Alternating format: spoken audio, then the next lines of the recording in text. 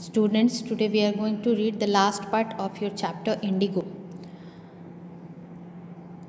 Gandhi and the lawyers now proceeded to conduct a far-flung inquiry into the grievances of the farmers. Gandhi ji और उनके साथ के जो associate होते हैं, लॉयर्स होते हैं, वो सारे आगे बढ़ते हैं एक far flung inquiry. Far flung means distributed over a considerable extent, मतलब कि बहुत व्यापक पैमाने पे और दूर दूर तक फैला हुआ वाइड स्प्रेड इंक्वायरी. मतलब वो आसपास के गाँवों में दूर दूर के किसानों से हर तरह से सभी से इंक्वायर करना, केस को इंक्वायर करने के लिए आगे बढ़े. और वो इंक्वायरी किस तरह की थी? Into the grievances of the farmers. Grievances means resentment, शिकायत जो होती है, कंप्लेंट्स जो होती है, रंजिश थी, उसकी इंक्वायरी करने जाते हैं. और दूर दूर तक काफ़ी उनकी inquiry vast spread, wide spread थी. Depositions by about 10,000 peasants were written down. Depositions means statements. इसको अब प्री ट्रायल इंट्रोगेशन कहते हैं. विटनेस का प्री ट्रायल इंट्रोगेशन, जो बयान लेते हैं, वो 10,000 पीजेंट्स का उन लोगों ने लिया और उसको लिखा. And notes made on the other evidences, और बाकी एविडेंसेस के जो बाकी सबूत थे उनका भी नोट्स बनाया गया. डॉक्यूमेंट्स वर कलेक्टेड, जितने भी दस्तावेज वो कलेक्ट कर सकते थे उन लोगों ने इकट्ठा किए. The whole area throbbed with the activity of the investigators and the vehement protest of the landlords. पूरी एरिया गूंज उठी. Throbbed means pounded. पूरी एरिया जो थी वो उसमें धमक हो रही थी, पाउंड हो रहा था, चारों तरफ गूंज रहा था. जो इन्वेस्टिगेटर्स की एक्टिविटी थी, मतलब हर तरह के डॉक्यूमेंट्स इकट्ठा कर रहे थे, सबके स्टेटमेंट्स ले रहे थे.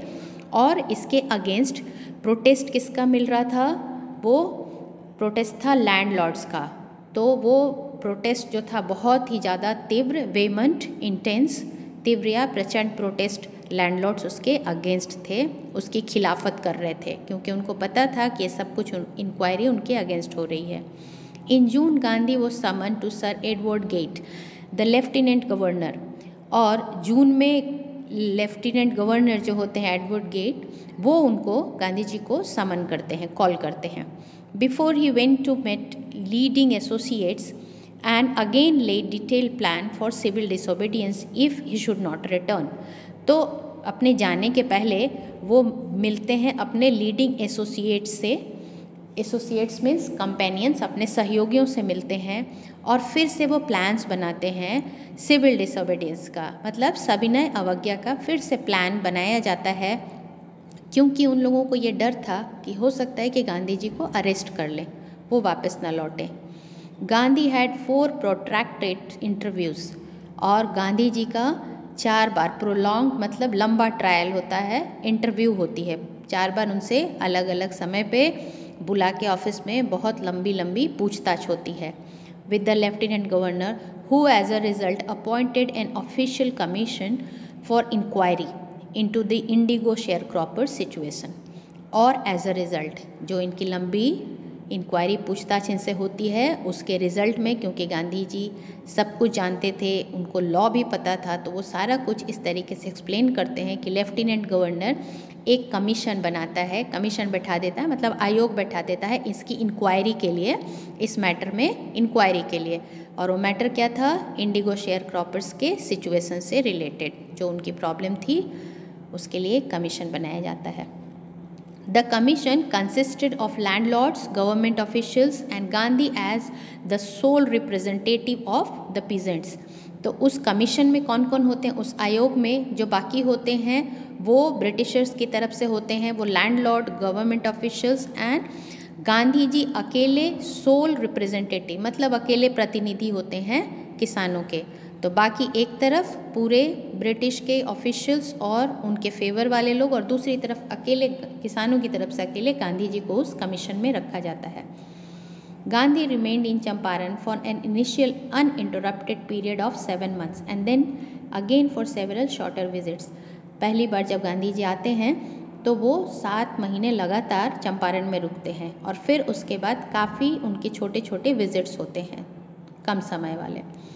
The visit, undertaken casually on the entreaty of an unlettered peasant in the expectation that it would last a few days, occupied almost a year of Gandhi's life. तो उनकी जो विज़िट थी वो उन्होंने जो की थी कैजुअली की थी और वो रिक्वेस्ट पे था अनलेटेड पीजेंट। अनलेटेड पीजेंट कौन था? Who was unlettered peasant? मतलब वो किसान जो अनलेटेड था, इलिटरेट था। कौन था वो? Rajkumar Shukla.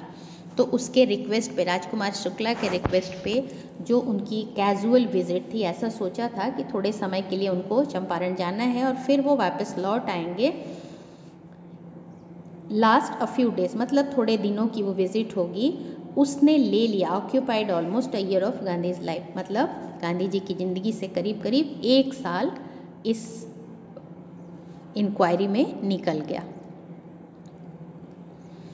The official inquiry assembled a crushing mountain of evidences against the big planters, and when they saw this, they agreed in principle to make refund to the peasants.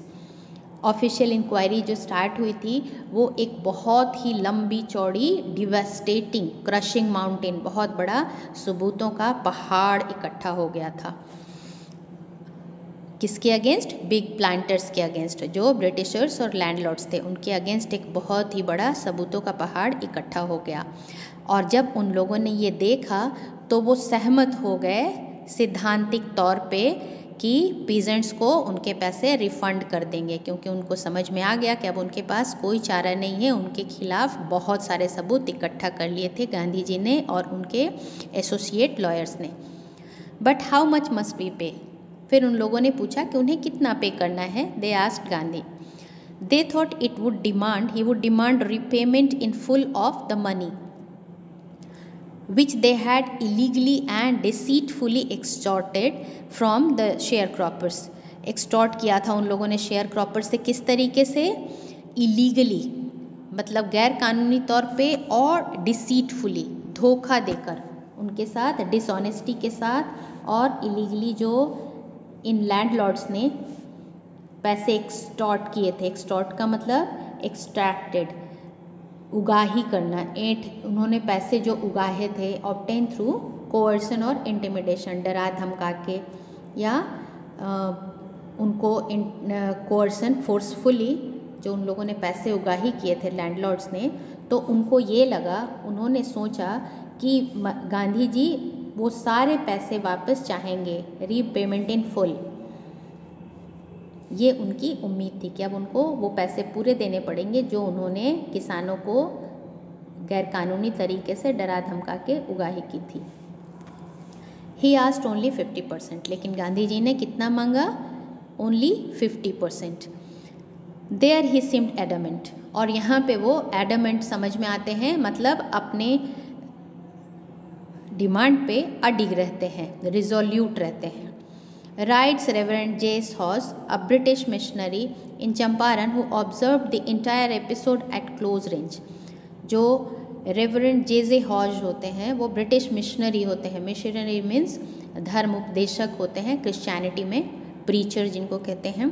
उन्होंने इस केस को बहुत ही ध्यान से क्लोजली ऑब्जर्व किया था।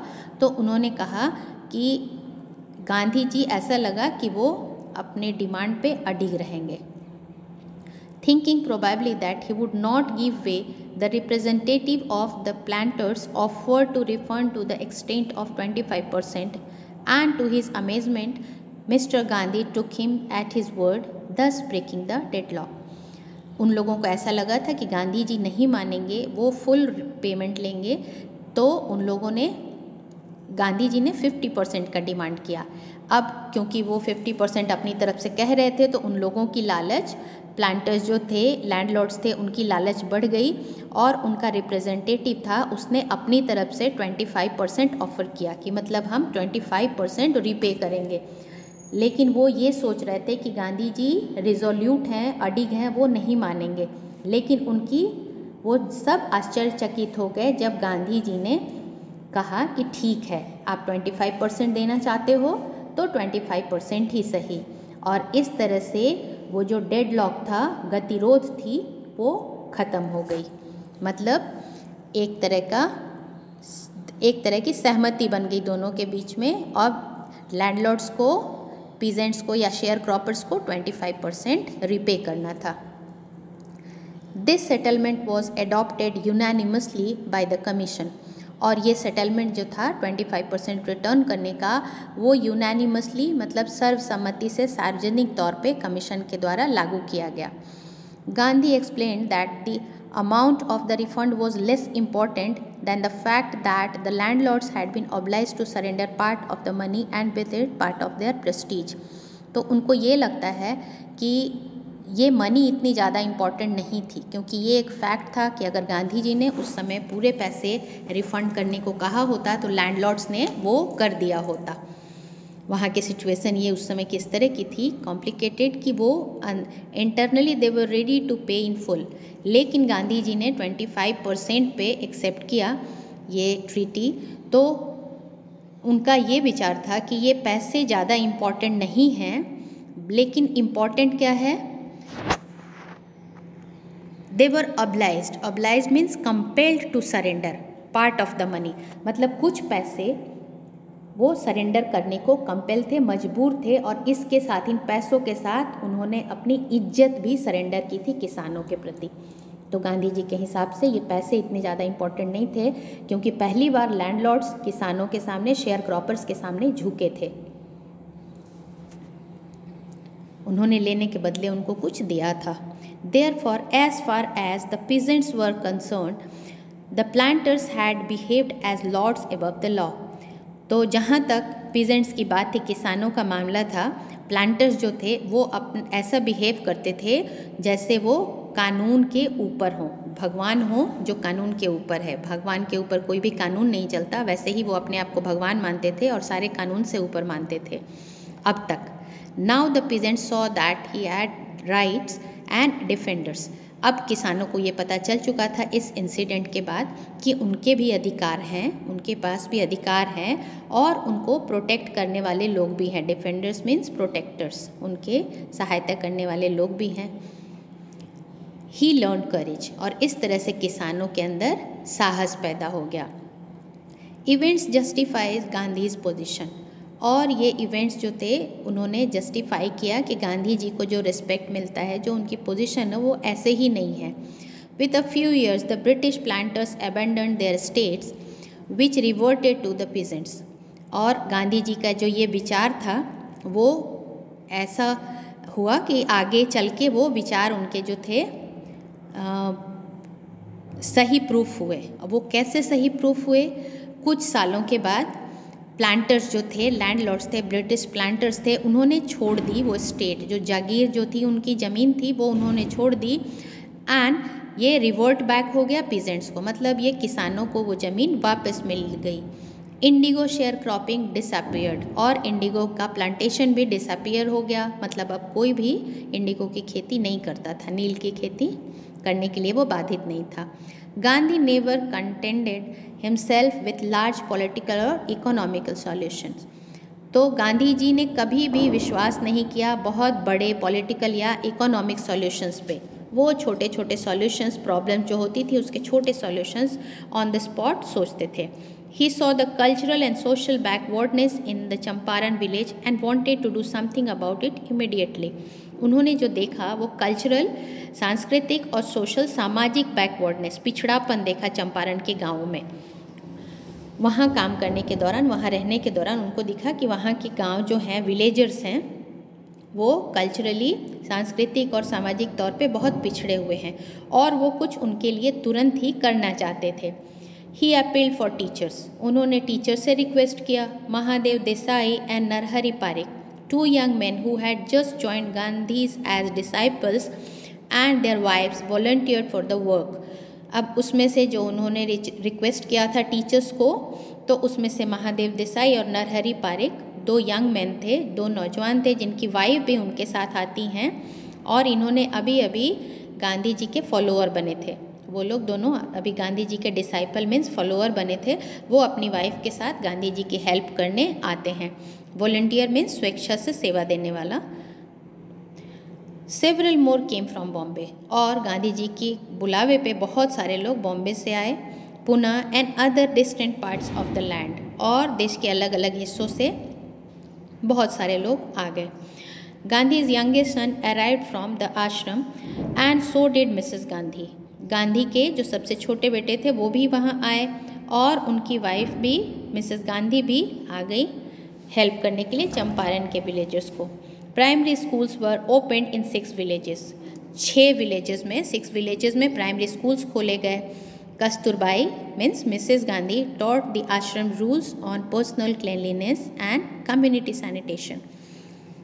Mrs Gandhi जो थी उन्होंने आश्रम में जो नियम कानून फॉलो होता था, उनके आश्रम में, गांधी जी के साबरमती आश्रम में जो रूल्स फॉलो होते थे पर्सनल क्लीनलीनेस के, पर्सनल हाइजीन के और कम्युनिटी सामुदायिक स्वच्छता के जो रूल्स फॉलो होते थे वो उन्होंने विलेजर्स को, गांव वालों को सिखाए। हेल्थ कंडीशंस वर मिजरेबल। हेल्थ कंडीशंस जो थे वो बहुत ही पिटिएबल थे, दयनीय थे वहाँ पे। Gandhi got a doctor to volunteer his service for 6 months। और गांधी ने वहाँ पे एक डॉक्टर की सेवा भी ली 6 महीनों के लिए, जो कि बिना पेमेंट के थी, वॉलंटियर थी। 3 मेडिसिन्स वर अवेलेबल। 3 तरह की दवाइयाँ वो अवेलेबल कराते थे, castor oil, quinine and sulphur ointment. Anybody who showed a coated टंग। कोई भी अगर अपने टंग पे, जीभ पे जिसके लेयर जमी रहती थी, परत जमी रहती थी, was given a dose of castor oil. उसको कैस्टर ऑयल दिया जाता था, means medicine for constipation. Anybody with malaria fever received quinine plus castor oil. जिसको मलेरिया होती थी उसको क्विनाइन प्लस कैस्टर ऑयल दिया जाता था। Anybody with skin eruptions received ointment plus castor oil. और जिसके स्किन इरप्शन, स्किन डिजीज़ होती थी जिसकी, वो उसको कैस्टर ऑयल और ऑइंटमेंट मिलता था। Gandhi notice the filthy state of women's clothes. तो गांधी ने वहाँ पे नोटिस किया कि बहुत ही filthy means extremely dirty condition थी औरतों के कपड़ों की। He asked Kasturbai to talk to them about it. और उन्होंने अपनी वाइफ मिसेस गांधी को कहा कि उनसे इस बारे में बात करें। One woman took Kasturbai into her hut and said, look there is no box or cupboard here for clothes. दिखाती है वो औरत अपने झोपड़ी में ले जाके कि देखो, हम कपड़े रखने के लिए हमारे पास कोई भी बॉक्स या अलमीरा कुछ भी नहीं है। The sari I am wearing is the only one I have. और जो साड़ी मैंने पहन रखी है वो बस एक ही है मेरे पास। तो ये वो लेडी उनको दिखाती है। During his long stay in Champaran, Gandhi kept a long distant watch on the आश्रम। तो अपने स्टे जब चंपारण में वो करीब करीब साल भर रहे, तो उस समय गांधी ने दूर दृष्टि से आश्रम पे ध्यान रखा, आश्रम का ध्यान रखा। वो थे तो बहुत दूर चंपारण में, लेकिन आश्रम का भी उनको ध्यान था। He sent regular instructions by mail and asked for financial accounts।